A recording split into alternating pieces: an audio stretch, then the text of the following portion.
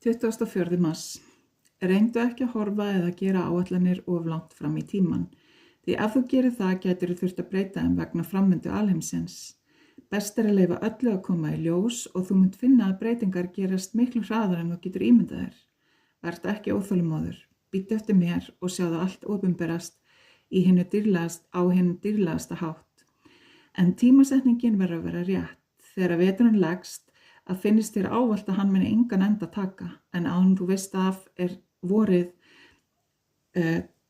veist af tekur vorið völdin á hlýlegan hátt. Þannig þróast til nýja. Eins og vorið það allt í einu komið og það gamla, veturinn liðinn.